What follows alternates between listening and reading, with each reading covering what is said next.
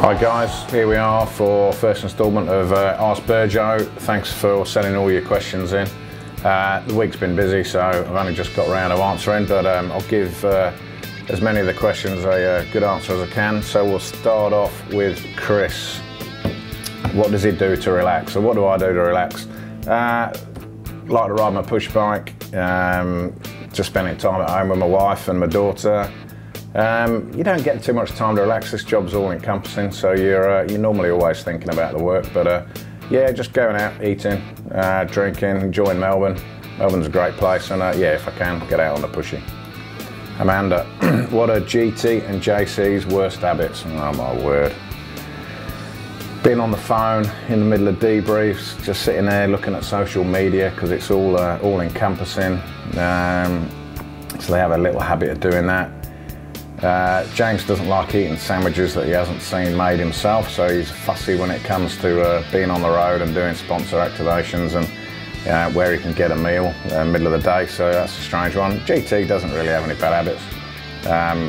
To be honest, he's not a bad guy, so no, he's pretty cool. But no, nothing really to mention. They don't smoke or anything silly like that, so they're good guys. Stuart Nichols. Will Liverpool ever win the cup again? Now, what a stupid question.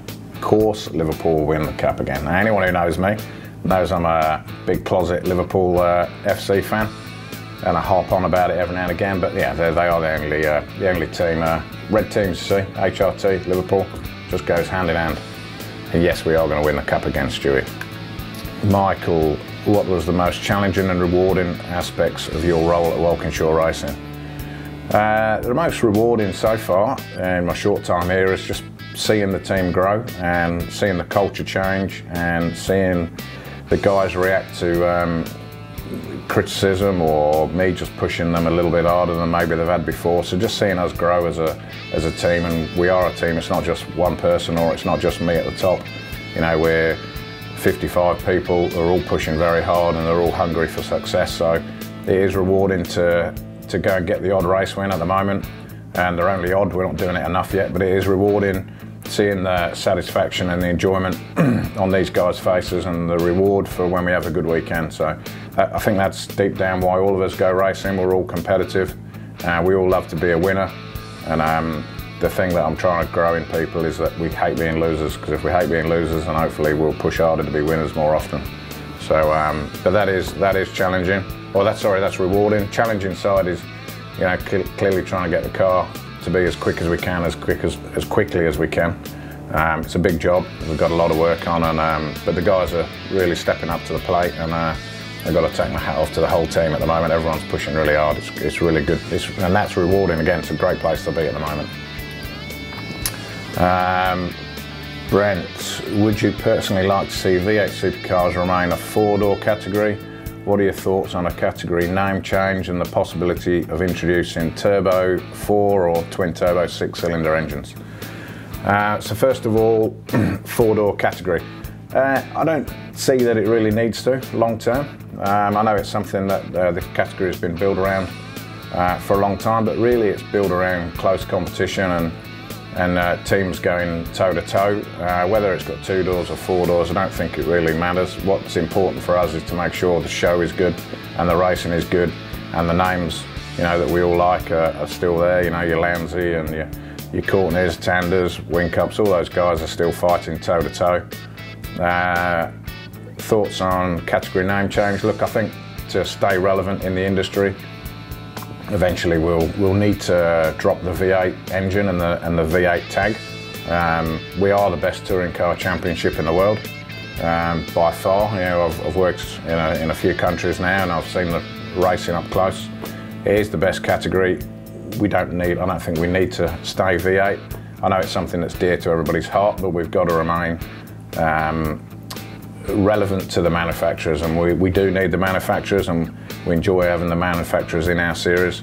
So maybe changing engines in the future, I think, is keeping us in touch with reality and what the consumer and what you guys are all buying on the street. And if we're not relevant to the consumer, then eventually the manufacturers won't carry on investing their money. So it is important that we give the manufacturers a series that they can show their expertise. So yes, we do need a change. We've got to keep up with the times. Otherwise, we'll all be racing horses and bales of hay like Ben Hur was a long time back. So yeah, we've got to stay relevant. Aaron, if you could only change one thing in the team, what would it be and why? Will it be my bank balance? I'd love to have more money in the bank. Times are hard for all the teams at the moment and the series as a whole.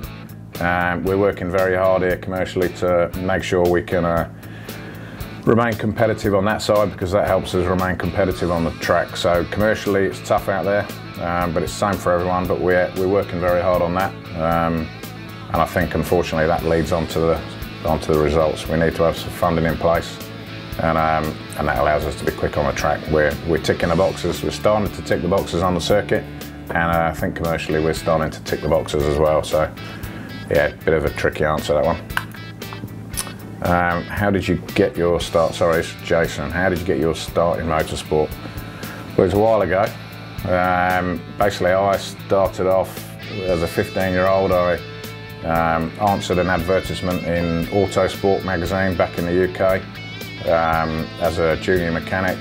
Lucky enough to get the gig, left home. Mum tipped at me for moving out at 15, but I wanted to follow my dream. Wanted to follow my passion, which already was motor racing. I used to watch it on the TV every week and go out to Donington and Marshall and things like that. So yeah, started at 15 as a mechanic, and then slowly worked my way through the junior categories in England, and then managed to get myself into McLaren, the Formula 1 team, as a 21-year-old. And then same thing there, sort of 9-10 years there, working with some greats like Ayrton Senna and Gerhard and Hakkinen and Coulthard and those guys. And it just steamrolled from there. You know, just went away from mechanic into engineering, engineered cars for a while, and then got into team management, and then found myself in Australia 2006. And then I think you guys probably know what I've been doing since I've been here. But yeah, started off as a little spotty 15-year-old wanting to tinker with race cars. Glenn. In his career, what has been the most challenging role he has had to face? Oh, tough one. I mean, there's lots of points in your life which are challenging.